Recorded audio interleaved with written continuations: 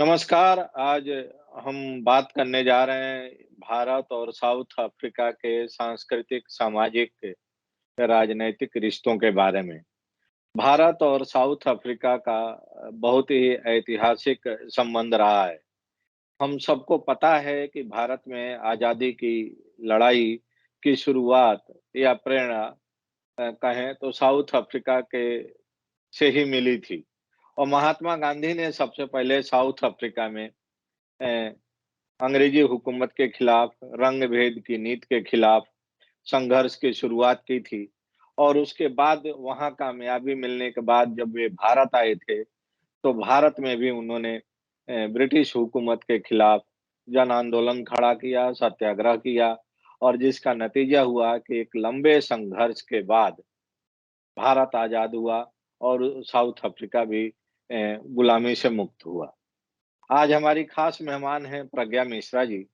प्रज्ञा मिश्रा जी भारतीय मूल की रहने वाली हैं और साउथ अफ्रीका में लगभग 25-30 वर्षों से हैं।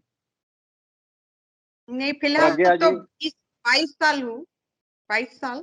नमस्कार। नमस्कार।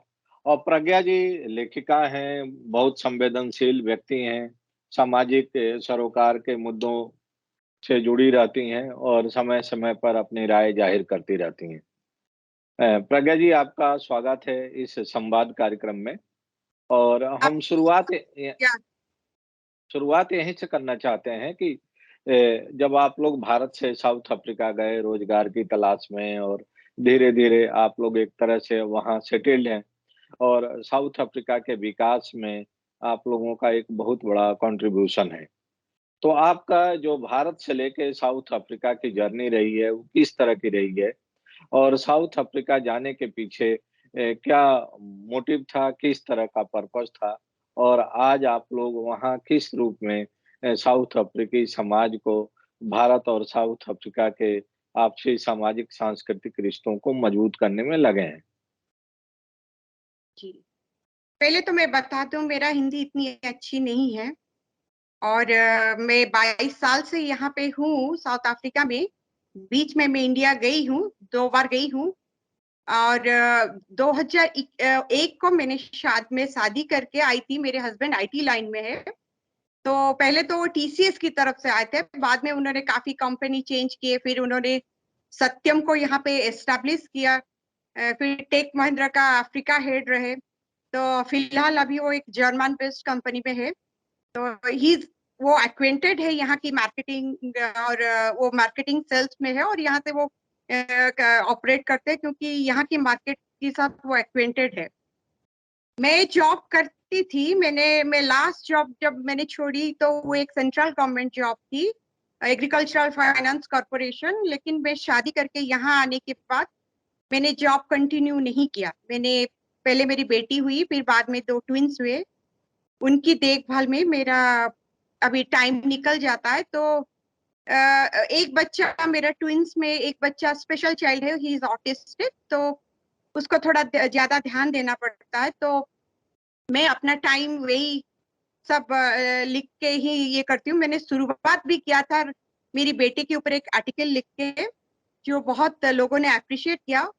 उसके बाद मैं लिखना शुरू किया और अभी फिलहाल तो मेरा एक अपनी वेबसाइट जो जहाँ पे मैं एडिटर हूँ, मेरा 4 आर्टिकल 4 स्टोरीज अभी पब्लिश हुआ है, 2 स्टोरी पब्लिश हुआ है और एक स्पिरिचुअल बुक मैंने को ऑथर हुई हूँ एक इटालियन ऑथर मार्को गवंडर के साथ। वो भी लास्ट ईयर ही पब्लिश हुआ था। वो उसको भी काफी लोगों ने अप्रिशिएट किया। और फिलहाल मैंने अभी तो और भी मैं लिखूंगी, और भी मेरी पाइपलाइन में है। खुद भी एक फिक्शन लिखने के बारे में सोच रही हूँ, जो लेडीज लोगों का जो जर्नी है, जो जो वो फेस करते हैं as a mother, as a daughter in law, as a wife, और क्या क्या दे के उनको जाना पड़ता है। मैं सोच रही हूँ कि उसके ऊपर भी लिखूं। और बस एक अच्छा मुहूर्त देख के शुरुआत करना है। वैसे मैं जो भी लिखती हूँ ऐसे ही लिख देती हूँ, मैं कभी कोई सोच के भी नहीं लिखी। लेकिन सभी ने मुझे अप्रिशिएट किया। मैं फेसबुक में लिखना शुरू किया और लोगों ने उसे पसंद किया और मेरी आइडियाज को, व्यूज को भी पसंद किया। तो मुझे बहुत एनकरेजमेंट मिला, तो उसी से मैं लिखते चली गई। और अभी तक खैर मैं कंप्लीट हाउस वाइफ हूँ, बच्चों का देखभाल करना, यही सब तो मेरा काम है। लिखना अभी जैसे एक पैशन की तरह हो गया है। प्रज्ञा जी, जितना मैं आपके बारे में पढ़ा हूँ और आपकी राइटिंग्स को भी जिस तरह से मैंने पढ़ा है और समझने की कोशिश की है, तो आपकी जी। राइटिंग में बहुत ही ज़्यादा इन डेप्थ कहें तो कहीं न कहीं संवेदनशीलता है, सामाजिक सरोकार से जुड़े हुए इश्यूज़ को लेके, ख़ास तौर से महिलाओं से जुड़े हुए इश्यूज़ को लेके आपके मन में बहुत ही गंभीर थॉट्स हैं, बहुत ही ग हम कह सकते हैं कि बहुत ही सीरियस थॉट्स आपने अपने आर्टिकल्स के ज़रिए, आपने अपने एसेज और बुक्स के ज़रिए समय-समय पर एक्सप्रेस किए हैं। तो ये इसके पीछे कोई बैकग्राउंड है या स्वतः या हम कहें कि स्पॉन्टेनियस आपके अपने फीलिंग्स और थॉट्स होते हैं जिसको कि आप अपनी राइटिंग के ज़रिए एक्सप्रेस करने की कोशिश करती हैं? मैंने कभी सोचा नहीं था कि मैं कभी लिखूंगी या मेरा कोई ऐसा कुछ पब्लिश भी होगा, क्योंकि थी तो मैं बहुत ही एक एवरेज स्टूडेंट थी, लेकिन मेरी फादर जो थे वो ऑफिसर थे। उनकी एक अच्छी क्वालिटी ये था कि हर रात वो डिनर टेबल में हम लोगों को कुछ ना कुछ, वो उन्होंने बहुत सारे किताब पढ़े हैं, बहुत टाइप की किताब पढ़े हैं, स्टार्टिंग फ्रॉम आगाथा क्रिस्टी की डिटेक्टिव बुक्स लेके रामायण महाभारत का जितने सारे इंटरप्रिटेशन उन्होंने पढ़ा है, तो वो सब हम लोगों के साथ शेयर करते थे। कहीं ना कहीं वो सब तो दिमाग में मेरी बैठ गया था। और जब मैंने देखा कि मैं जॉब नहीं कर पाऊंगी और मेरी बच्चा बीमार है, और मैं अपनी टाइम जो जब निकाल के मैं बहुत पढ़ाई किया, मैंने बहुत पढ़ाई किया। बाद में मैंने काफी अपने आप को ग्रूमिंग किया, और उसी की जो एक्सपोजर है, और मेरी माँ जो है वो उसकी बहुत व्यूज मेरी तरह थी, वो मुझे काफी इंस्पायर करती थी। तो उसी से मुझे लगा कि मैं लिखती गई, और उन लोगों को यूनिक भी लगा और अप्रिशिएट भी किया, और सब मुझे एनकरेज भी करते कि आप लिखते रहो, हमें अच्छा लगता है। लेकिन मैं ऐसा कोई सोच के नहीं ये किया था, ऐसे ही जर्नी हो गया। आई थिंक सबकी जर्नी ऐसे ही स्टार्ट होता है, कोई जो भगवान के डेस्टिनी में वही होता है। जो आपकी एक बहुत ही चर्चित किताब आई है इटालियन राइटर के साथ जो आपको ऑथर हैं, उस हम्म। किताब की कुछ खास जो हाइलाइट्स हैं, उसको आप शेयर करना चाहेंगी क्या? हाँ जी। वो एक्चुअली मैंने एक ऐसी कर्म के ऊपर लिखा था एक पोस्ट, तो वहां से उन्होंने वो चीज पढ़ के मेरे साथ डिस्कशन किया कि तुम क्या जानते हो जो कर्म के बारे में। दैट टू मैंने कुछ डोनाल्ड ट्रम्प के ऊपर लिखा था, लिखी थी। तो उन्होंने उसी को लेके मेरे साथ चर्चा किया। चर्चा करने के बाद उन्होंने कहा कि तुम मेरी बुक, अभी एक थर्ड बुक मेरा पब्लिश होगा, तुम उसका इंट्रोडक्शन देना। तुम्हारा जितनी लाइफ में जो स्पिरिचुअल में बहुत पूजा पाठ करती थी बचपन से, तो मेरे थोड़े होते थे, थोड़ा एक्सपीरियंस था, थोड़ा मिरेकल्स थे मेरे लाइफ में, तो वो सब मैंने उस मार्को के साथ शेयर किया। तो मार्को ने कहा तुम उसको लिख के मुझे दो। तो मैंने लिख के दिया। जब मैंने लिख के दिया मुझे लगा ये रिजेक्ट होगा ही होगा, लेकिन उन्होंने कहा, उनको बहुत पसंद आया, और उन्होंने काफी सारे भी एडिट कर दिया। कहा कि ये थोड़ा रिलीजियस हो रहा है कि तुम हिंदू हो और काफी अपनी भगवान के ऊपर लिख देती हो, तो उन्होंने काफी एडिट भी कर दिया और काफी स्टोरी कार्ड भी दिया। लेकिन इंट्रोडक्शन पूरा मेरी जो उनकी किताब की है वो मैंने मेरे टू सम एक्सटेंट वो मेरा जर्नी था, वो जो मैंने लिखा वहां पे। लेकिन जिस तरह के पोस्ट आपका पढ़ने को मिलता है सोशल मीडिया पर, तो उसमें आप तमाम जो भारत के सोशियो पॉलिटिकल इश्यूज हैं, उस पर भी अपनी राय बहुत बेबाकी के साथ रखती हैं और हम्म। जेंडर डिस्क्रिमिनेशन वगैरह पर भी आपकी एक अलग अपनी राय है। बहुत माने हम कह सकते हैं कि बहुत बेबाकी से आपके अपने थॉट्स हैं, जो कि आप हम्म। एक्सप्रेस करती हैं। अगर हम जी। पूछें कि साउथ अफ्रीकन सोसाइटी में महिलाओं की क्या स्थिति है? क्या भारतीय समाज में महिलाओं की स्थिति और अगर हम साउथ अफ्रीकी समाज में महिलाओं की स्थिति की तुलना करना चाहें, तो दोनों देशों में किस देश में महिलाओं की स्थिति ज़्यादा बेहतर आपको दिखाई दे रही है? फिलहाल तो मुझे लगता है कि इंडियन सोसाइटी में हम लोगों का स्थिति बेटर है। जो साउथ अफ्रीका की लेडीज है वो अब एक 3 कैटेगरी है, जो व्हाइट लेडीज है, देन ब्लैक लेडीज है, फिर साउथ अफ्रीकन इंडियन है। साउथ अफ्रीकन इंडियन वो लोग है जो गांधी से पहले वहां आए थे और उन्होंने वहां पे अपना पोजीशन पढ़ाई लिखाई करके उन्होंने अपना पोजीशन काफी स्ट्रांग किया। और यहाँ पे जो साउथ अफ्रीका में जितनी अच्छी पोजीशन है अभी इंडियन लोग ही होल्ड करते हैं। और व्हाइट तो वैसे थे, वो तो रूल करते थे पहले, लेकिन जो ब्लैक लेडीज थे उनको अ, वो उनकी जो सोशल लाइफ है वो काफी डैमेज है अभी तक। 12-13 साल में वो लोग उनकी जो बच्चियां प्रेग्नेंट हो जाते हैं। फिर यहाँ पे एक लॉ है कि जो बच्चा जितना करेगा तो उनको गवर्नमेंट की तरफ से कुछ मिलेगा। तो उसी की लालच में काफी लड़कियां बहुत कम उम्र में माँ बन जाते हैं।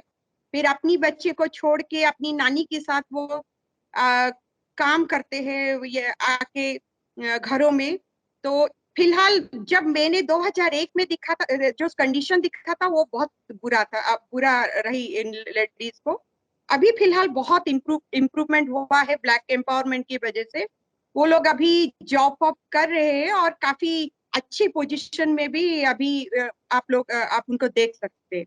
लेकिन उनको फिर भी बहुत अभी और भी बहुत जर्नी उनकी बाकी है उस लेवल को आने के लिए। उस हिसाब से देखा जाए तो इंडियन लेडीज बहुत बेटर पोजीशन में है।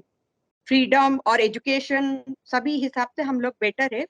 और एक्सपोजर के हिसाब से और जो मेडिकल जो हमारा है, जो ज्ञान है मेडिसिन को लेके, जो हमारा घरेलू नुस्खे है उसको लेके हम लोग का काफी काफी हम लोग डेवलप्ड है। हम सोचते हैं कि इंडियन का ये है लेकिन अंडर डेवलप्ड है, लेकिन एक्चुअली देखा जाए तो हम लोग काफी डेवलप कंपेयर करेंगे तो। एक और चीज़ जो इंडिया में आती रहती हैं समय-समय पर खबरें कि इधर कुछ वर्षों से साउथ अफ्रीका में स्पेशली जो ब्लैक्स हैं, उनके मन में इंडियन के बारे में या व्हाइट्स के बारे में काफ़ी एक अलग तरीके की फीलिंग है, नाराज़गी है। और उनको लग रहा है कि उनके जो जॉब्स हैं, उनके जो बिज़नेस है, उनकी जो इकोनॉमी है या ट्रेड है, उस पर बाहरी लोगों का कब्ज़ा ज़्यादा है। और वे उन लोगों से अपने ट्रेड, अपने जो जॉब अपॉर्च्युनिटीज़ है, उसको वापस लेना चाहते हैं। आप लोग क्या इस तरह की कोई प्रॉब्लम आप लोगों को जी दिखाई दे जी। रही है? तो फिलहाल तो थोड़ा नाराजगी उनकी है, लेकिन सच सच कहूँ तो इंडियन से नाराज होके कोई फायदा नहीं है। जो इंडियन जो है वो आते हैं और इन लोगों को अपॉर्चुनिटी देते हैं। और यहाँ कोई इंडियन का ऐसा इरादा नहीं कि हम यहाँ के रूल करें और सेटिल हो जाए, ऐसा कुछ इरादा नहीं है। जबकि उनकी रियल जो मुझे फिलहाल लग रही है कि उनकी शायद चाइना को डरना चाहिए, क्योंकि चाइना धीरे धीरे अफ्रीका का मार्केट कैप्चर कर रहा है। इंडियन से उनसे खतरा नहीं है, खतरा है एक्चुअली चाइनीज। इंडियन कहीं पे जाके वहां कंट्री को कैप्चर करने का इरादे से में नहीं आते। रादर इंडियन से काफी एक्सपोजर उन्हें मिल रहा है। ये लेकिन फिलहाल वो इतनी भी बहुत लोग इतनी भी पढ़ी लिखी नहीं है कि ये सब बातें समझ पाए। क्या ये सच है कि जो लगता है सा China eventually China will take over everything. क्या ये सच है कि जो साउथ अफ्रीका की पिछली सरकार थी जैकब जुमा वाली, वह प्रो इंडिया ज़्यादा थी, प्रो इंडियन ट्रेडर्स के ज़्यादा थे, इसलिए उनके खिलाफ वहाँ लोकल लेवल पर काफ़ी अनरेस्ट था और उनको सत्ता से बेदखल होना पड़ा। और उनके खिलाफ अब लीगल एक्शन भी हो रहा है, जुडिशियल कार्रवाई भी हो रही है। नहीं, ये सच नहीं है एक्चुअली। और एक स्टोरी है जो अचानक से इंडियन लोगों के ऊपर इन लोगों का फेथ कम हो गया।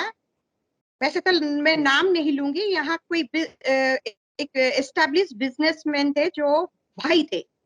उन्होंने जैसे हम लोग हमारे यहाँ काफी बिजनेसमैन बहुत सारे लोन लेके भाग गए, तो उन्होंने किया यहाँ पे आके। उसके बाद इनकी जो एटीट्यूड है इंडियन की तरफ थोड़ा बदल गया। तो वो लोग सोच रहे कि ये लोग भी आएंगे, हमारा जॉब ले लेंगे, हमारा हमारी लोन लेके भाग जाएंगे। तो एक ऐसा माहौल तो बना है। मैं 2001 में आई थी, और मैं 2013 को साउथ अफ्रीका छोड़ के मैं इंडिया चली गई थी मेरी बच्चे की ट्रीटमेंट के लिए। जब मैं वापस आई, काफी सिचुएशन बदल चुका, काफी उनके एटीट्यूड में काफी फर्क आ गया था इंडियन की तरफ। अच्छा, एक और चीज़ देखने को मिलती है कि इंडिया से बाहर जो लोग जाना चाहते हैं, सिटीज़नशिप लेना चाहते हैं, तो उनको दुनिया के तमाम ऐसे मुल्क हैं जो बहुत आसानी से सिटीज़नशिप दे देते हैं। कुछ अमाउंट लेके और उनको नागरिकता दे दी जाती है। उनके क्रेडेंशियल्स नहीं चेक किए जाते हैं, उनका ट्रैक रिकॉर्ड नहीं देखा जाता है। वे इंडिया से बाहर जा रहे हैं, तो किस तरह के लोग हैं, उनका बोनाफाइड चेक नहीं होता है। क्या साउथ अफ्रीका में भी सिटीज़नशिप मिलना उतना ही आसान है जितना कि छोटे-छोटे कैरिबियन कंट्रीज़ में है? अभी थोड़ा टफ लग रहा है, पहले बहुत इजीली मिल जाता था। पहले जो परमानेंट रेसिडेंटशिप जो पीआर है वो भी मिल जाता था। अभी थोड़ा टफ है। अभी थोड़ा मैं बोली ना, थोड़ा एटीट्यूड में फर्क आ गया। अभी इतना नहीं मिलता है, इतना इजीली नहीं मिलता है, नहीं मिल रहा है फिलहाल। आगे का तो पता नहीं। अ, क्या आप लोग वहाँ जो इंडियंस के अपनी सोसाइटीज़ हैं, वहाँ जो सोशल कल्चरल ऑर्गेनाइज़ेशंस हैं, उनसे आप लोगों का तो इंटरैक्शन होता होगा और जी जी, मिलना-जुलना बहुत। होता होगा। तो आज की तारीख में क्या कोई एक आप लोगों के पास इसकी जानकारी है, आंकड़े हैं कि भारतीय मूल के कितने लोग हैं जो आज की तारीख में साउथ अफ्रीका में रह रहे हैं और उसमें से कितने ऐसे हैं जिनको कि परमानेंट सिटीज़नशिप मिली हुई है और कितने ऐसे हैं जो वर्क परमिट वीज़ा पर काम कर रहे हैं? मैं स्टैटिस्टिक्स नहीं बता पाऊंगी, लेकिन मुझे पता है जो लोग 5-6 साल पहले तक साउथ अफ्रीका में थे उनको बहुत इजीली मिल गया। ये जो चेंज हुआ है सिचुएशन में, ये अभी फिलहाल 3-4 साल या 5 साल के अंदर ही हुआ है। अभी थोड़ा डिफिकल्ट हो रहा है। पहले बहुत इजीली सबको मिल जाता था, सिटीजनशिप हो या जो भी हो। और यहाँ पे काफी है, काफी सारे स्टेट के लोग हैं, सारे स्टेट के लोगों की get together cultural festival programme होता है। हमारा उड़िया कम्युनिटी भी है, बंगाल लोगों का भी है, बहुत बड़ा उनकी एक ग्रुप है। तो वैसे देखा जाए तो साउथ अफ्रीका में सेटल होना सब चाहते हैं, क्योंकि यहाँ की जो वेदर है वो एक्सट्रीम वेदर कंडीशन नहीं है। विंटर थोड़ा जून जुलाई टफ रहता है, अदरवाइज इंडिया की तरह ही है, गर्मी भी बहुत रहता है। तो लोग और यहाँ जो आपको कोई भी चीज आर्टिफिशियल नहीं लगेगा, सारे नेचुरल और ग्रीनरी बहुत है। तो लोग यहाँ चाहते हैं कि केप टाउन, जॉर्ज नाइजना जैसे जगह पे सेटल होने के लिए। और अभी तो ऐसा सिचुएशन है, बाद में पता नहीं। अभी तो फिलहाल थोड़ा उन्होंने हम लोग देख रहे हैं कि थोड़ा टफ हो गया अभी मिलना सब कुछ। और ये लोग भी सोचते हैं कि अगर हम लोग किसी को पीआर दे देंगे तो हमारा वो जॉब ले लेंगे, और इंडियन जॉब ले भी जाते ले लेते हैं, क्योंकि वो बहुत ज्यादा इंटेलिजेंट होते हैं कंपेयर किया जाए तो इंडियन इजीली जॉब ले लेंगे। अ, एक और चीज़ हम आपसे समझना चाह रहे हैं, जिस तरह से अपने वहाँ जब इंडिया में चुनाव होते हैं, तो तमाम तरह के इश्यूज़ फ्लोट किए जाते हैं और उस पर इमोटिव भी होते हैं, पॉपुलिस्ट भी होते हैं और फिर जनता का मैंडेट लिया जाता है और इंडिया में सरकारें बनती हैं। आज हम्म। की तारीख में साउथ अफ्रीका में सबसे ज़्यादा बर्निंग इश्यूज़ कौन से हैं, जिसको लेके कि वहाँ की राजनीति गरम है? यहाँ पॉवर्टी अनएम्प्लॉयमेंट बहुत ज्यादा है, बहुत ज्यादा है। अभी व्हाइट कंप्लेन करते हैं कि ज्यादा जेंडर सॉरी ज्यादा रेशियल डिस्क्रिमिनेशन अभी ज्यादा हो रहा है हम लोगों की तरफ, और वो लोग माइग्रेट करके ऑस्ट्रेलिया और यूके चले जाते हैं। ब्लैक अफ्रीकन लोग इतनी प्रिपेयर नहीं है कि वो गवर्नमेंट हैंडल कर सके, ये सच है। या बहुत बड़ा बड़ा पोजीशन वो लोग, उनकी उस लेवल की एक्सपोजर नहीं है, और कुछ साल लगेगा। तो मुझे लगता है कि फिलहाल तो उनको बहुत ट्रेनिंग की जरूरत है। वो सब है, लेकिन वो स्टिल वो एडमिट नहीं करना चाहते, और वो लोग चाहते कि हम जैसे ये लोग फॉरेनर है, जो इंडियन है, जो बाकी लोग है, वो सब भाग जाएं और हमें ये पूरा मिल जाए। लेकिन कभी कभी मैं जैसे टैक्सी वैक्सी लेके कई बार गई हूँ, तो वो टैक्सी ड्राइवर बोलते हैं कि क्या आपको लगता है हम लोग हैंडल नहीं कर पा रहे सिचुएशन, व्हाइट लोगों को दे देना चाहिए कंट्री? तो ऐसा सवाल भी वो लोग पूछते हैं। मुझे लगता है वो लोग भी बहुत इनसिक्योर हो गए करप्शन की वजह से। बहुत ज्यादा करप्शन है और यहाँ पे, और जैसे इंडिया में अचानक जैसे हम लोग को फ्रीडम मिल गया और इंडिया एक करप्ट कंट्री हो गया कुछ साल तक। एक इनसिक्योर हो गए लोग कि चलो जितना चाहे उतना वेल्थ हम लोग इकट्ठे करें। मुझे लगता है ये लोग भी फिलहाल वही साइकोलॉजी देके जा रहे हैं। वो फियर तो उनमें है। तो क्या इसका मतलब ये है कि जो आज की तारीख में वहाँ की जो पॉलिटिकल सिनेरियो है, उसमें इनस्टेबिलिटी ज़्यादा है, पॉलिटिकल और ब्यूरोक्रेटिक और एडमिनिस्ट्रेटिव, और इसका असर वहाँ की इकोनॉमी पर पड़ रहा है, वहाँ के इंफ्रास्ट्रक्चर पर पड़ रहा है, वहाँ के डेवलपमेंट पर पड़ रहा है? करप्शन की वजह से यहाँ बहुत बुरा हाल है। पहले जैसे मैं 2001 की बात कर रही हूँ, मैं यहाँ आई थी, क्या इंफ्रास्ट्रक्चर था! आप रोड देखिए, बिल्डिंग देखिए, बहुत सुंदर था। अभी रोड में गड्ढे हो रहे हैं, लेकिन कोई नहीं है कि जो उनको रिपेयर कर सके। तो यहाँ अभी करप्शन ज्यादा है ऐसा बोलते हैं लोग। तो करप्शन तो है। तो डिससेटिस्फेक्शन उसको लेके है कि उन्हीं की लोग उन्हीं के साथ अभी फेयर नहीं है, जबकि उनको होना चाहिए। उनको पता है उनकी स्ट्रगल क्या था और उन्होंने क्या क्या दे के गुजरे हैं। स्टिल वो लोग अपनी लोगों को हेल्प नहीं कर रहे, और क्राइम रेट बहुत ज्यादा है, बहुत ही ज्यादा। जोहानिसबर्ग जहाँ पे मैं रहती हूँ, यहाँ पे तो लाइक यहाँ पे लोग एक पीस ऑफ ब्रेड के लिए भी किसी की जान ले सकते हैं, क्योंकि पॉवर्टी इतनी है। अगर हम गांधी की बात करें तो क्या साउथ अफ्रीकन्स में आज भी गांधी को लेके उसी तरह का इज्जत है, उसी तरह का बहुत ज्यादा गांधी के? इज्जत, गांधी को सब जानते हैं, गांधी जी को सब जानते हैं। बहुत इज्जत है। और जब भी हम लोग इंडिया लोग को मिलते हो, पहला जिक्र तो गांधी जी का ही। शायद गांधी जी नहीं आते तो ये कभी शुरू ही नहीं होता। ये जो जो भी उन्होंने फ्रीडम बाद में जो नेल्सन मंडेला वगैरह उनको दिए, वो सब शुरू ही नहीं होता गांधी नहीं आते। गांधी, मुझे लगता है गांधी जी ने एक मार्गदर्शन करके तो निकल आए, बाद में उन्होंने संभाला। एक बात और देखने को मिलती है कि साउथ अफ्रीका में इंडियन मूवीज, खास तौर से जो बॉलीवुड की मूवीज हैं, उस हम्म, उसकी भी काफी अच्छी खासी वहाँ डिमांड हाँ। है, लोग देखते हैं। हम्म। तो आप बता सकते हैं कि बॉलीवुड के कौन से स्टार्स हैं जिनकी पॉपुलैरिटी ज्यादा है साउथ अफ्रीका में? यहाँ पे जो जैसे मान लीजिए मेरी जो घर में जो काम करती है वो जिम्बाब्वे से है, लेकिन उसको पता है अक्षय कुमार कौन है, शाहरुख खान कौन है, मैंने ये मूवी देखा है, वो मूवी देखा है। यहाँ की तो लोकल इंडियन तो है ही फैन। और वो लोग भी काफी फैन है, और उनकी जो जी टीवी है वो उनको ट्रांसलेट करके दिखाया जाता है, तो उनको पता है। और इंडियन कल्चर के बारे में काफी पता है। मेरी तो जो मेड है मेरे साथ ही फास्टिंग वास्टिंग करती है, उससे इतना इंडियन कल्चर के बारे में पता। तो शाहरुख खान बहुत फेमस है, Akshay Kumar to some extent, लेकिन मुझे लगता है फिलहाल सलमान खान शाहरुख खान ज्यादा पॉपुलर है। और महिला हीरोइंस में कौन हैं जिनके बारे में ज्यादा चर्चा है वहाँ? यही करंट अनुष्का शर्मा, कैटरीना कैफ, यही सब लोग है। यही सब लोग।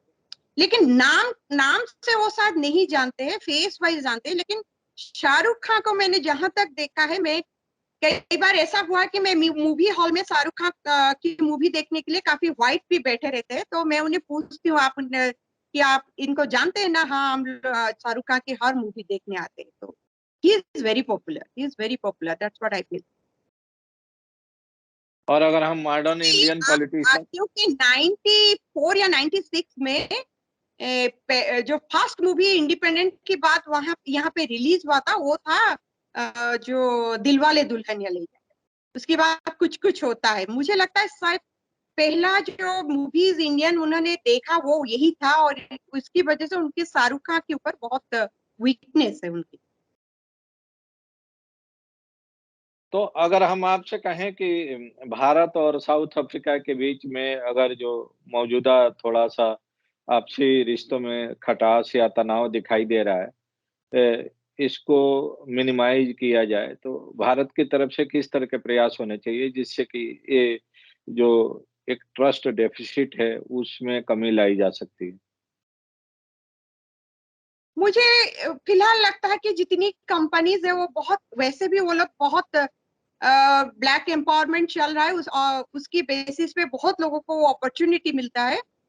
मुझे लगता है बॉलीवुड का बहुत अवदान है यहाँ की जो इंडियन कल्चर के ऊपर उनको जानने के लिए, इंडियन के ऊपर जो उनकी फीलिंग्स है जो भी है वो बॉलीवुड की वजह से है। और मुझे लगता है ये लोग ज्यादा कंपनीज आए और लोगों को अपॉर्चुनिटी दे तो बहुत बहुत फर्क पड़ेगा, क्योंकि दे नीड इट। वो उनको उनको उनको रूल करने की जरूरत नहीं, उनको ट्रेनिंग देने की जरूरत है, उनको एक्सपोजर देने की जरूरत है।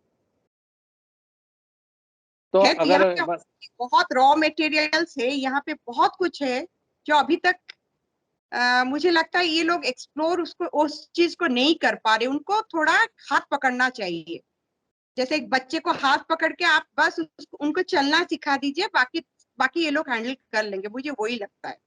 तो इंडिया का भी रोल यही रहेगा कि आके हाथ पकड़ के सिखा देना चाहिए चलना।